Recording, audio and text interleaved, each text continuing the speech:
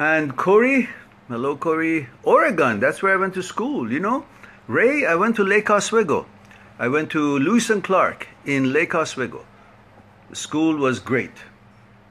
A very good looking on Capitol Hill. Very beautiful school. It was like a dream campus. Malt Jong. You know, it's like getting together, us Argentina, Thomas. Every Sunday, it looks like we have an outing. We all have a get together. Bunch of friends get together and talk. So I don't want it to finish, right? Who wants to talk serious? Are you kidding? Juan, great to see you as well. Or is it Juan? No, it's Juan. So, BJ, Minneapolis, is it? Yeah, what you get to experience now, I know. Utah, Nanette, that's interesting, lovely name, Nanette. Bachman, okay, Utah. And we have St. Louis, Missouri, I guess. Julia. Said from Dubai. Ahlan wa sahlan. Said, I hope I said it right. Marian from Germany. Good Morgen. Danke. Ich bin gut. Und du? Thomas from Argentina. Nigeria. No, Niagara Falls, Canada. So, I don't know how to say it in Canadian. Eh? How you doing, eh? Okay. All right. From Egypt. Amani. Hello, dear. Oh, yes. Yes, Yahima. I am very safe at nights when I walk by the sea. Thank God it's a safe country, safe area. There are always crazy people everywhere. You never know, but so far so good. And I enjoy the walks. I hope wherever you guys are, you'll be happy and healthy as well. Okay, so perhaps we can start. Ali Reza Sultani from Iran. Hello, dear. Salam. Hope you're doing well. I didn't know that it actually carries that far, because sometimes I guess the connections are different in that part of the world. And we have Patricio from Chile. Oh, Chile.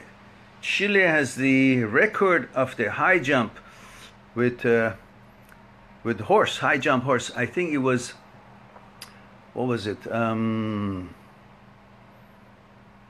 I forgot the name of the horse. Huasu. I think it was the name of the horse, Huasu. 2 meter 47 centimeter. I know. I watched that captain who jumped that high. Amazing. Huasu. I think Huasu was the name of the horse. Okay. Now, I know I can go on and just chit-chat for as long as I can, and that would be good enough for me. But perhaps you guys are here to hear me babble. So there I go. So today I thought we will touch on an interesting subject, which is a elaborate subject, but I'm going to cut it short as much as I can and condense it and see if we can, enjoy it, and then perhaps on other occasions, or if you have questions afterwards, we can discuss it.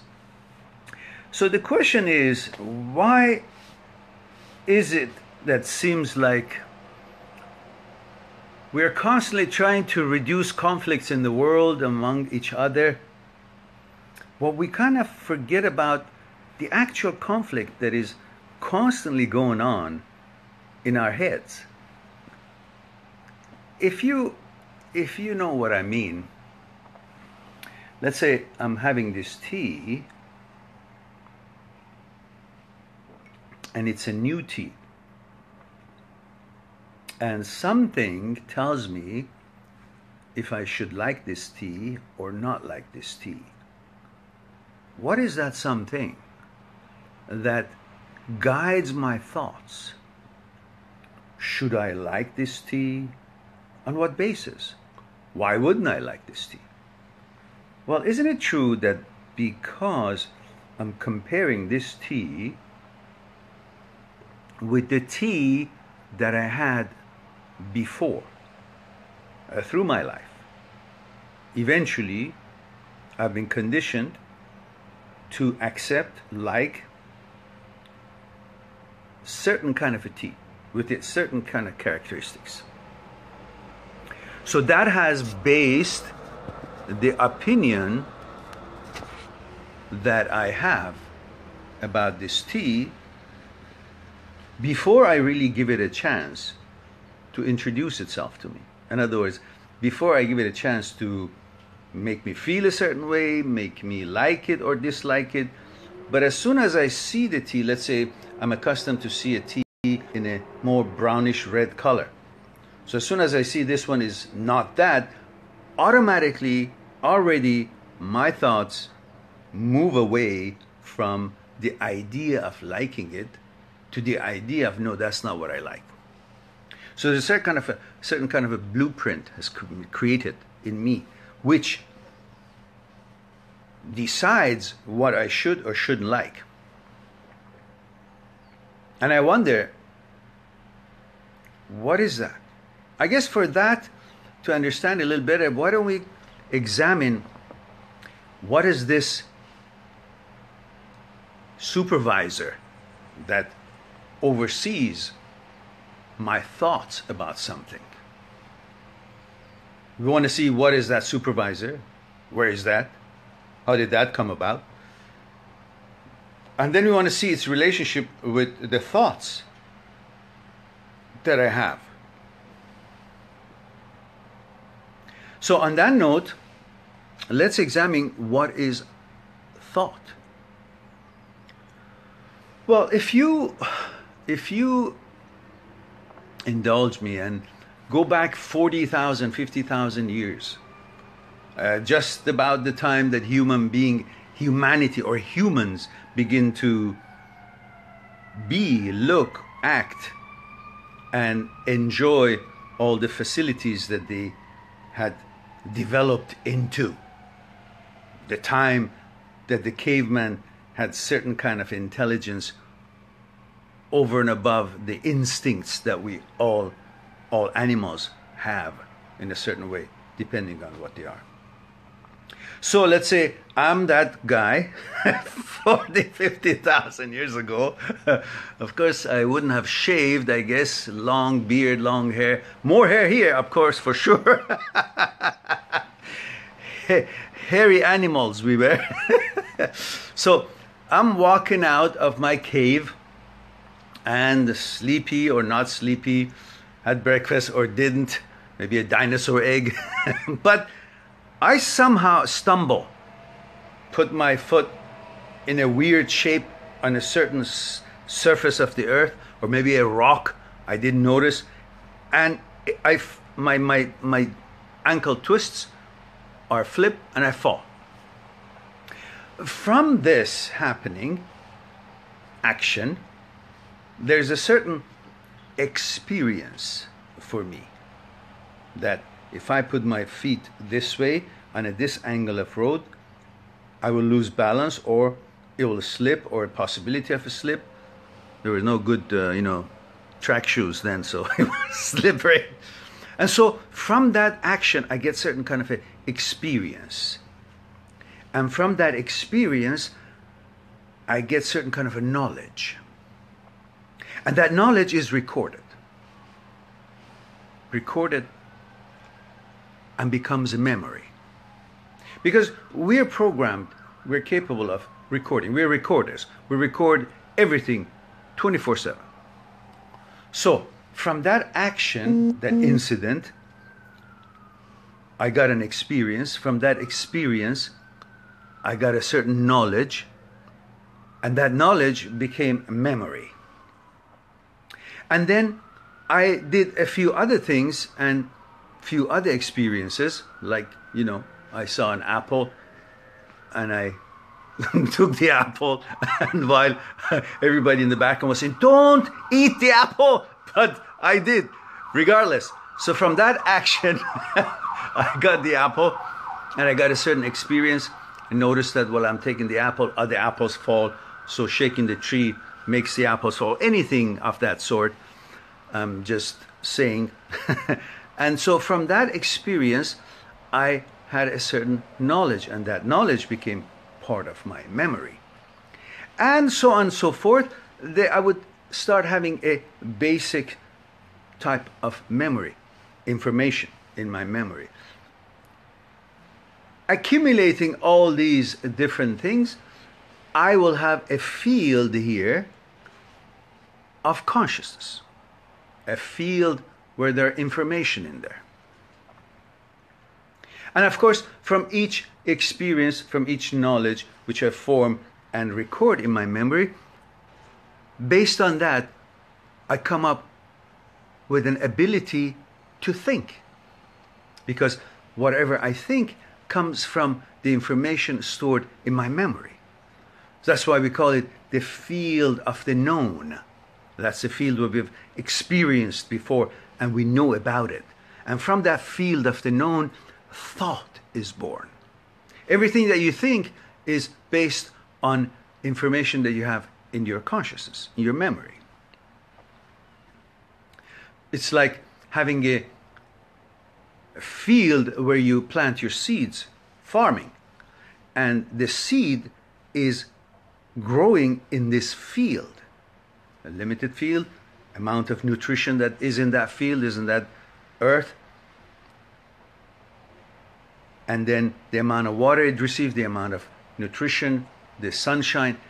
The field has created a place where this seed can grow. Same thing, the knowledge and information that we have in our consciousness, in our memory, is where the seed of thoughts can grow based on what is being fed to them, based on what's accumulated in the consciousness, in the memory, based on what kind of a nutritions and land, earth, soil we have in this field. Those seeds grow, and each of those seeds grow, they create a difference in that field, and the field is affected by this new growth of this new species of plant or whatever it is. Same thing with us. The thought is born from the consciousness, from the field of the known, from the information in this field. Based on this information that we've recorded throughout our years, we come up with thoughts. And from this thought, a new action is born. From that action, a new experience.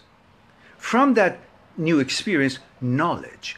And that knowledge is stored back in the memory and adds to what is already collected in the memory, the consciousness, the field of the consciousness. And from that, again, a new thought is born. And from the new thought, new action, new experience, new knowledge, and from that knowledge, which is recorded again back into the memory expands. The field of the known expands. Hence, thoughts expand. So we now know the relationship between consciousness and thought. How thought is born and based on what. And therefore, can we say that the consciousness is actually overseeing what a thought thinks? So if I think that I don't like this tea because of the color, because my consciousness have been conditioned and used to a brown-red color tea. So my behavior is got a blueprint of what to think, what to feel before I actually experience many things sometimes. For example, if I'm at the beach and I see a lady is passing by and she has an attire of, let's say, suitable for that environment, whatever it is, pants, short pants, long sleeve, short sleeve, something. But before I even pay attention to who she is, what she is, how she looks like, how she walks, what is she saying, as soon as I see what she's wearing, which happened to be, I don't know, color green, if my consciousness has programmed me to like color green, then I form an opinion about that person right away. And if I'm programmed not to like the color green, or like the color, depending on what I'm programmed, I form an opinion by just seeing that what gives me a signal before I see anything else about her. So in a way, what is stored in my consciousness is dictating, is giving me an opinion about my opinion about things, is having an opinion about what I'm thinking about something. So in other words, I have a background, I have a supervisor on my thoughts. Have you noticed sometimes you talk to yourself and try to convince yourself about what you're thinking, and then you make an opinion about what you're thinking? Who is making that opinion? Who is talking about your thoughts? Who is giving you directions, corrections, or thinking opinions about your thoughts about something? That's your consciousness. So, and the thoughts that you have is coming from the content of your consciousness. Therefore, thought is following the consciousness, and consciousness is controlling, watching the thought. So the controller and the controlled, the thought being the controlled, consciousness being controller, consciousness watching, and the thought being watched. So the watcher and the watched, the controller, consciousness, controlled the thought. So that's perhaps why we have perceptions about things. I see an orange tree from the distance. I recognize that's an orange tree. And I go closer, I see an orange. So far, so good. I'm right at the moment. But as soon as I see that orange, I somehow see that orange with the eye of the past, based on what kind of oranges I have seen before and recorded in my consciousness. Some orange tree I saw in my auntie's place had a bigger orange, different little bit color, different shape. Now I'm saying, oh, this orange has a similar color to the orange I saw in the orange tree at my auntie's place. Or I saw it in Hawaii somewhere. And then that tree was beside such and such tree, and the area was, I'm no longer here. I'm not even seeing this orange anymore. I am seeing this orange with the eye of the past, based on what it was in my consciousness. So my thought, my perception of things is being controlled, dominated by what is already in here. So in other words, this is controlling what I am actually doing in the present moment, which takes me away from the present moment. I never even realize what I am doing in the present moment. I'm always living in the past. But that's another story. Let's get back to the watcher and the watch. So, therefore, the watcher is watching. The thought is being watched, and the consciousness is doing the watching. So the controller, the watcher, and the thought being the watched. But answer me this. Where did the watcher come from? Where did the controller come from? Where did this blueprint come from? It came from the controlled itself. Because the controlled, the thought, is what created the action, from the action experience, from the experience knowledge, and the knowledge was recorded in my consciousness, made the part of consciousness. So this consciousness, this watcher, this controller, this field of the known, this memory has been, which is watching over my thoughts and having my thoughts be born from it, is actually this thought is what made this memory. So really my memory, the watcher, is the watched. My memory has been made from the thoughts. So the thoughts is actually what has made the consciousness. The watched, the controlled, is actually what has created the controller, the watcher. So the controller, the consciousness, is redundant. And if we can put that aside and understand that this that is watching my thoughts, making an opinion about my thoughts about things, is actually made by my thoughts. So if that's the case, I shouldn't be focusing on seeing everything in my life based on what I've seen in the past and I've memorized it here, recorded it here. Let me be with the actuality of life. Let me see it as it is and let me judge it for what it is before having any preconception of what it should be because I have seen it and experienced it in a certain way in the past. Because these thoughts are actually have created the memory, the consciousness, and these thoughts are the actual reality of life. And therefore, they are free. They're the one who has created this watcher. Therefore, if they're free, I should be free, and I should not be bound by anything that could dictate what I see, how I judge, and let me see it for what it is, not for what and how it's been memorized and stored in my memory. So in that way, thought is everything. Thought is free. And if I am thought and thought is free, I am free. So if you're going through a certain kind of a breakup situation, coming back to our usual topic, you are conditioned to think that this relationship, whatever it was, is something you should like. That's how your life should be.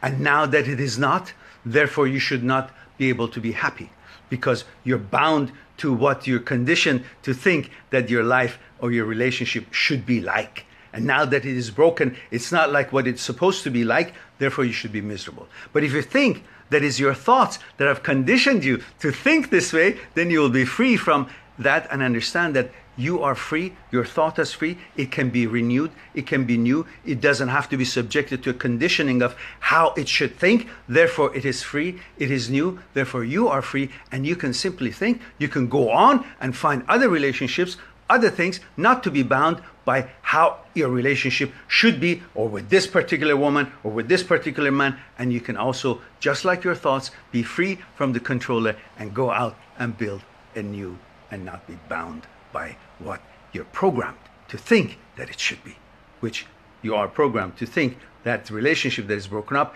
is how it should be, and that's why you're so miserable. It doesn't have to be. It can be new and pure and not related or bound by what it used to be or how you're conditioned to be. So, now that we know this much, let's see if we can have a conversation. And if you have any question about this particular subject or your relationships as usual that you might want to ask, or anything else, we can discuss that. I just condensed this topic so small so we can put it in. Otherwise, it could be a longer discussion and longer explanation, which it could become a little bit boring, but I think it was something possibly of interest to you. Now, I am open for questions, and I wait and see how you guys think about what we just shared.